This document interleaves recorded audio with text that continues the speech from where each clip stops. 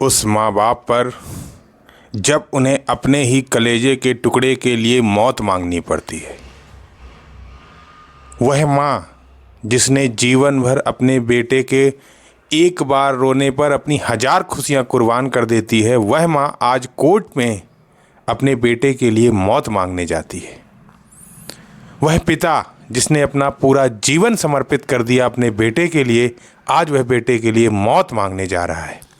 हम बात कर रहे हैं उत्तर प्रदेश के गाजियाबाद के रहने वाले हरीश राणा की।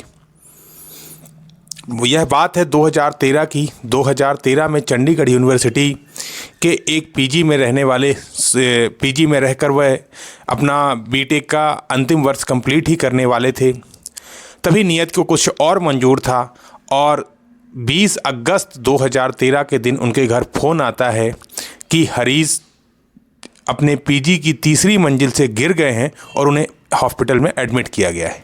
आनंद फानंद में माँ बाप यहाँ से पीजीआई पहुँचते हैं। करीब 7 दिन तक पीजीआई चंडीगढ़ में उनका ट्रीटमेंट चलता है। फिर उसके बाद उन्हें एम्स दिल्ली के लिए रेफ़र किया जाता है। एम्स दिल्ली में करीब 14 दिन रहने के बाद फिर कुछ प्राइवेट अस्पतालों में उन्हें ट्रांसफ़र किया जाता है। इस प्रकार यह प्रक्रिया 2013 से लेके आज 2026 तक लगातार चलती रहती है। माँ बाप कभी ये हॉस्पिटल कभी वो हॉस्पिटल, और बेटा अचेत अवस्था में पड़ा हुआ है। इवन 31 वर्ष का हरीश, जिससे माँ बाप आशाएं लगा रहे थे कि यह हमारी, जब हम असहाय हो जाएंगे या वृद्ध हो जाएंगे तो हमारा बेटा हमारे लिए सहारा बनेगा।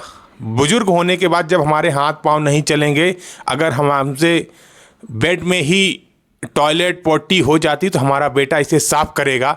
लेकिन नियति ने उस बुजुर्ग माँ बाप के हाथों उस यंग बेटे की टॉयलेट पोटी साफ करने के लिए मजबूर कर दिया। इन 13 वर्षों में माँ बाप डेली प्रतिदिन ना तो हरीश मुंह से खाना खा पा रहे थे, उनके गले पे एक पाइप डालकर वहाँ से उनको फूड दिया जा रहा था। बिस्तर पे ही टॉयलेट, डायपर पहनाया गया था जिससे वो पॉटी करने के लिए। इस कंडीशन में तब भी माँ बाप ने हार नहीं मानी, लगातार अपने बेटे के लिए संघर्ष करते रहे। हरीश के पिता बहुत ही छोटी सी नौकरी करते थे वहीं यूपी में। इवन 4000-5000 कुछ ऐसे सैलरी थी। इस दौरान उन्होंने 2021 में उनका घर भी बिक गया, माँ के सारे गहने बिक गए। आर्थिक स्थिति इतनी कमज़ोर हो गई कि बेटे का ध्यान रखने के बाद पिता को सैंडविच, बर्गर और कोल्ड ड्रिंक पार्कों में जाके बेचनी पड़ती थी, जिससे कि कुछ पैसे इकट्ठे हो जाएं तो बेटे का जो इलाज है वो करवाया जा सके। बताया जा रहा है कि महज 50,000 के आसपास हर महीने का खर्च होता था हरीश के इलाज में। सभी रिश्तेदारों ने बराबर से सहयोग किया, सभी संबंधियों ने बराबर से सहयोग किया, लेकिन इसके बाद भी इस नियति को रहम नहीं आया उस माँ बाप के आंसुओं पर, उनकी स्थिति पर। अंततः मजबूर होकर 2024 में उन माता पिता को कोर्ट का दरवाज़ा खटखटाना पड़ा। आंखों में आंसू, दिल में पत्थर रखे हुए वे दिल्ली हाई कोर्ट में जाकर याचिका लगाते हैं, गिड़गिड़ाते हैं कि अब हमारे बेटे को मौत का अधिकार दिया जाए, इच्छा मृत्यु की परमिशन दे दी जाए।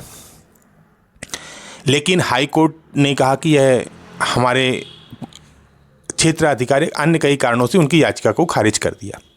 जनवरी 2026 में वह माता पिता पहुंचते हैं सुप्रीम कोर्ट, और सुप्रीम कोर्ट में अपनी सारी परिस्थितियां बताते हैं कि कितने संघर्षों के बाद, कितने प्रयासों के बाद आज हम असहाय हो चुके हैं, हम हार चुके हैं।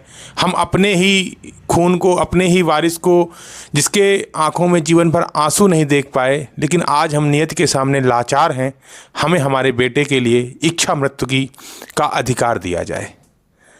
तब इन सभी परिस्थितियों को समझने के बाद यह फैसला सुनाते हुए माननीय जज साहब भी भावुक हो उठे और उन्होंने परिस्थितियों को समझते हुए हरीश राणा के लिए इच्छा मृत्यु का आदेश या परमिशन दे दी। और उन्होंने कहा कि एक डॉक्टरों की टीम गठित की, इन टीम की पर्यवेक्षण या सुपरविज़न में एक सतीश के जो लाइफ सपोर्ट सिस्टम दिया गया उसको हटाया जाएगा और क्रमिक तरीके से यह निश्चित किया जाएगा कि उनकी नेचुरल तरीके से मौत हो, और इस दौरान उन्हें किसी भी प्रकार से कष्ट या पीड़ा ना हो। पीड़ा या दर्द होने पर उन्हें प्रॉपर तरीके से कुछ मेडिसिन दिए जाएंगी।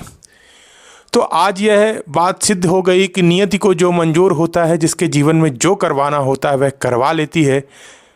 हम लाख प्रयास कर लें लेकिन होता वही है जो मंजूर खुदा होता है।